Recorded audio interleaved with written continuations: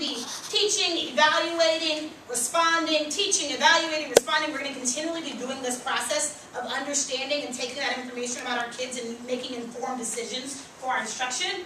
So planning, the plan instruction part is kind of what's going to get us started with our basic level of what we're going to do before we start to engage into this cycle. Let's look at handout 5.7.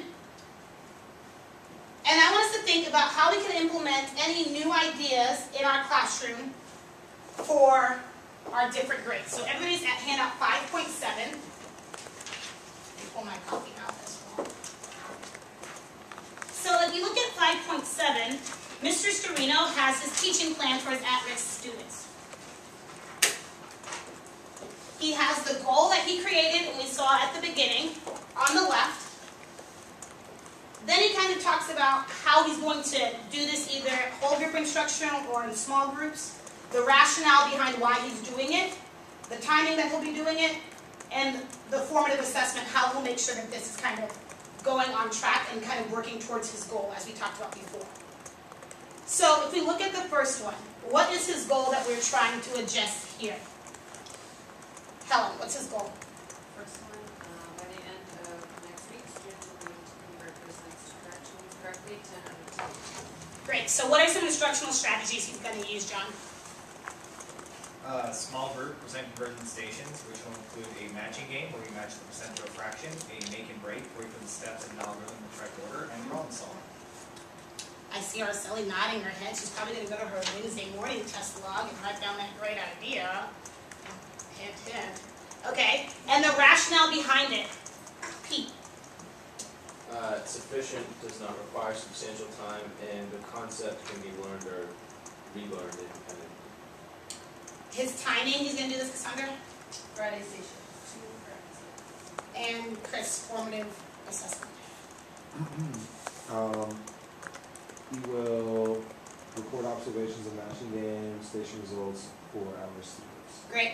And I love about his formative is he's not trying to record the results of every station. Is that feasible? But he's staying at one station, and that's going to be his measurement checkpoint for his students. Now, looking at this, I want you to kind of look at some of the things that he did here on that one. We talked about the make and break, putting steps in the algorithm in the correct order, problem solving, the match game. Jump down to the next one. Let's look at some of the ideas that he does there. He has a whole group, dot paper fractions. That's on handout 6.10. I'm not exactly sure how dot paper fractions work, but that's one idea that he explores, and you can check that out later. Small group, he provides 3 approaches to multiplying fractions, the algorithm, the dot paper, and fraction tiles, and have students compare and cross-check the results, so giving students multiple ways to solve the problem. And those are some of his strategies. Now what we're going to do together is we are going to work in filling out his third row for him. So the goal for the third row, Cassandra, is what? By the end of fall, students will, am I reading right? Yeah. Students will be able to identify and interpret terms in scientific notation by reading them aloud and explaining their value words. Okay, so what are some group and instructional strategies that he could do in order to make sure that students are able to meet this goal of scientific notation? Are we writing? Are we Yeah, we're thinking together. Like labeling parts of scientific notation, like basics and information.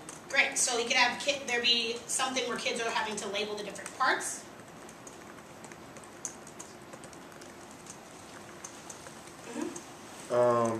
He could do something like like how they do the mental drills in the beginning of class, where he has students.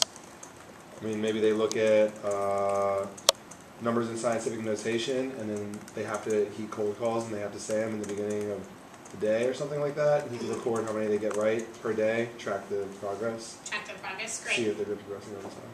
Desiree, saw your hand. And just make sure that. What? No, never mind. Sorry, this is just about identifying the terms. So the only thing I was thinking is I don't know if kids always get why am I doing this? And so the idea that one thing I had used in my notes was this weird scientific notation is a really big number for how many hairs are on your head. So the idea of making that drive home. The other thing you could give them a bunch of wrong ones and they have to pick out the right one, because the idea is the coefficient has to be between 1 and 10, and a lot of kids didn't get that for a while. Yeah. So. Okay, great. So we have some ideas of different instructional strategies, but I want us to push, are all of these ideas that we're going to have going to be for the whole class? Should all of these be for the whole class? Any of your ideas that we could turn to a small group? It's mine. I have a question about that. So if you have a small group that's maybe, I don't know, like one group's using like a list and another group is doing like a bake and break, is it that they're going to be at that group the whole time, that period, or Not every necessarily. kid's going to hit that group? You don't know like what will work for them. You're trying Yeah. to figure out. I think I've done different groups of like comparing and ordering numbers, and every kid hit every group. And I stayed specifically at the group that would require the most support, like not with the kids, but the station that required more instructional. And I stayed there, and the kids self-taught and managed the others. Okay, so some of the ideas, maybe labeling the parts of it, that could have been something to do in a small group where they're just picking out the different parts and making labels and stuff like that. And thinking about how some things you can adjust from being the whole group, because you don't want to disengage the students who've mastered it, and how you can kind of use it as a pull-out method or a method for a smaller subset of students. Okay, we aren't going to do the time right now to fill out the final row and create that last one because we are a little bit behind. But we are going to start coming up with these plans for our own groups of kids. So if you look at, I think now we're at 5.8 for you guys.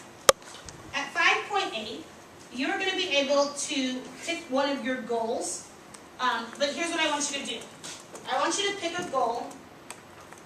I'm going to give you 2 minutes to write a goal for one of your low topics for your at-risk students.